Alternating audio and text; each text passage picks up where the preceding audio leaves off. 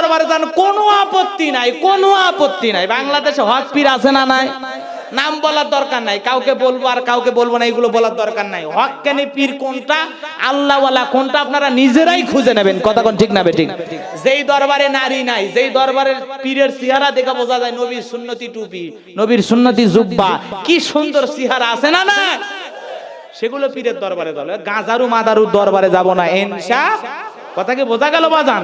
আমার ভাইয়ারা, যে কথা বলতে যাচ্ছিলাম বন্ধুগণ, আমার এইবার ফিরাউন ডেকে বলে, টাকো হামান রে, আয় আয় এইদিকে আয়। হামানের মাথায় কোনো চুল ছিল না, সাদে মাল নাই, বাম্পার লট, পুরো মাথা হলো এয়ারপোর্ট। মাথায় কোনো চুল ছিল না, টাকওয়ালা টাকওয়ালা। দেখে বলে, হামান রে, একটা মুসা নামের ছেলে আসবে, ওর কারণে চেয়ার থাকবে না, জীবন থাকবে না, তা তো মেনে নেওয়া যায় না। উপায় বের করে কি করা যায়?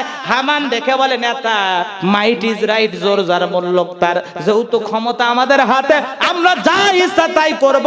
যত ছেলে সন্তান আসবে সবাইকে জবাই করে পৃথিবীর জমিন থেকে বিদায় করে দেব, তাহলে তো আমাদের শত্রু পৃথিবীতে আসবে না।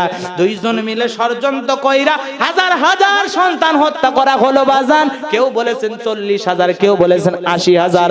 এত সন্তান হত্যা করার পর দবিরাকে ডেকে বলে, দবিরা দেখ তো, দেখ আমার শত্রু মুসা মরলো না বাঁচলো। দবিরা ডেকে বলে, নেতা, যদি এত হাজার সন্তান বনি ইসরাইল মায়ের বুক খালি কইরা হত্যা করেছেন গো, কিন্তু আপনার শত্রু মুসা এখনো মায়ের কোলেই জীবিত আছে, সুস্থ আছে, ভালো আছে, কিন্তু কোথায় আছে আমি বলে দিতে পারবো না। সুবহানাল্লাহ বলেন। ওয়া মাকারু ওয়া মাকারাল্লাহ ওয়াল্লাহু খায়রুল মাকিরিন। খেলা কার? ফেরাউন চাই মারতে, আর আমার আল্লাহ চাই বাঁচাইতে। কে জিতবে? আল্লাহ। ঘটনা কি সামনের দিকে নিয়ে যাওয়া যায়? আমার ভাইয়েরা, এইবার ফেরাউন সেনাবাহিনীকে ডেকে বলল, আর দেরি করিস না, যা যা, পুরো বাড়ি তল্লাশি চালা, চিরনি অভিযান চালা, যেই জায়গায় মুসারে পারবি সেই জায়গায় হত্যা করবি। খুঁজতে খুঁজতে মুসা নবীর বাড়ির দিকে রওনা করেছে। মুসা নবীর বড় বোন নাম তার মরিয়ম ডেকে বলে, মা গো, ওই যে ফেরাউনের সেনা বাহিনী আসে মা, আমার ভাই মুসারে আর বুঝি বাঁচতে দেবে না। ও মা, ভাই রে তুমি কোথায় লুকিয়ে রাখবা? মুসা নবীর মা সন্তানকে এদিক দৌড়ায় ওদিক দৌড়ায়, কে যেন ইলহামের মাধ্যমে আওয়াজ দা বলে, মুসার মা, তোমার জ্বলন্ত চুলার ভিতরে তোমার ছেলেকে ছেড়ে দাও, কথা দিলাম গো, তোমার মুসারে আবার তোমার কোলেই ফেরাইয়া দেব। বলেন সুবহানাল্লাহ। মুসার মার দেরি করলো না, জ্বলন্ত চুলার ভিতরে সন্তানকে ছেড়ে দিল। এইবার ফিরাউনের সেনাবাহিনী পুরো বাড়ি তল্লাশি চালায়া কোথাও সন্তান না পেয়ে যখন চলে গেল, মুসা নবীর বাবা দুইটা চোখের পানি ছেড়ে দিয়ে বলে, মুসার মা, ওই জালেমেরা যদি আমার চোখের সামনে মুসারে হত্যা করত, তবুও ছেলের লাশটা বুকে জড়ায় ধরে কাঁদতে পারতাম। আমার মুসারে তুই জ্বলন্ত আগুনের ভিতরে ছেড়ে দিলি রে। আমার মন সাক্ষী দিয়া বলে, আমার মুসা বুঝি আর বেঁচে নাই, আমার মুসা বুঝি মারা গেছে। মুসা নবীর বাবা কান্দে, মুসা নবীর মাও কান্দে। মুসা নবীর মা বাবার অন্তরে দয়া মায়া আছে। ওরে সিরাজগঞ্জের মুসলমান ভাই, আমাদের মা বাবার অন্তরে বুঝি দয়া মায়া নাই। আজকে কত ডিজিটাল যুবক একটু সুন্দরী বধূ পাওয়ার কারণে মার মনে কষ্ট দাও, বাবার মনে আঘাত দাও রে যুবক। আল্লাহ রাব্বুল আলামিন ডেকে বলেন, অকদা রাব্বুকা আল্লা তা'বুদু ইল্লা ইয়্যাহু ওয়া বিল ওয়ালিদাইনি ইহসানা। আল্লাহু আকবার। আল্লাহ বলেন, আমার গোলামি করো, আমার ইবাদত করো, আমার দাসত্ব গোলামির সাথে কাউকে শরীক করো না। আর আমার ইবাদতের পর তোমাদের দায়িত্ব হলো তোমরা সবাই তোমাদের পিতামাতার সাথে সুন্দর আচরণ করবা, ভালো ব্যবহার করবা। কোন জায়গায় কি কথা বলতে চাইছি বাজান সব আমার মনে আছে। হঠাৎ করে যখন মার কথা বললাম, একটু মার আলোচনা যদি 10টা মিনিট করি কষ্ট হবে ভাই। এ সিরাজগঞ্জের যুবকেরা, রে বেলকুচি থানার তরুণ যুবকেরা, তোমরা যারা কষ্ট করে 2 দিন ব্যাপী মাহফিলের আয়োজন করেছো রে, আজকের সমাপনী রজনীতে গোলাম রব্বানির ছোট্ট এই আলোচনা শুনে যাও আমার ভাইরা। 2013 সাল পত্রিকায় একটা কলম পড়েছিলাম, ছেলেটার নাম ছিল আব্দুল মালিক। আমার ভাইরা ছোট্ট বেলায় চোখ দিয়া পুষ পড়তো, পানি পড়তো, চোখ দিয়া ভালো দেখতে পারতো না। মা দুঃখিনী ছিল, বিধবা নারী।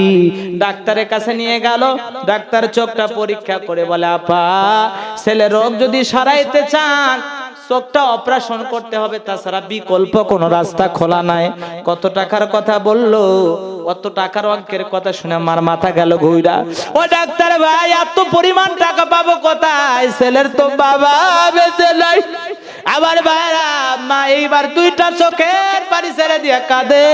হঠাৎ করে নিজের 2টা চোখের কথা মনে পড়ে গেল।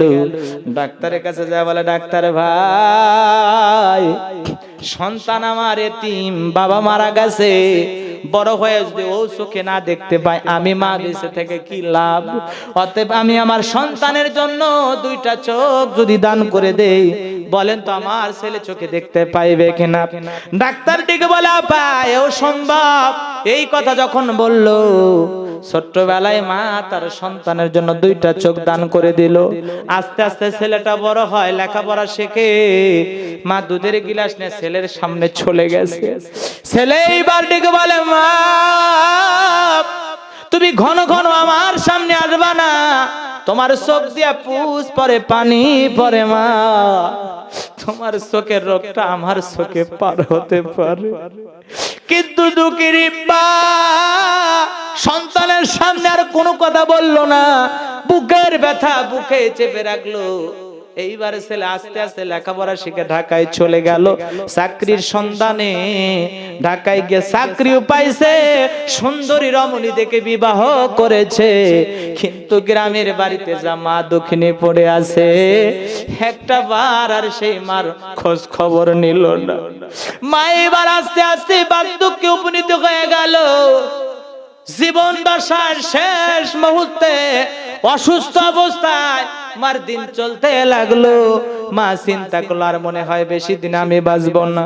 মৃত্যুর পূর্বে যেই ছেলের জন্য এত কষ্ট করলাম, সেই সন্তানের চেহারাটা অন্তত শেষবারের মতো দেখি।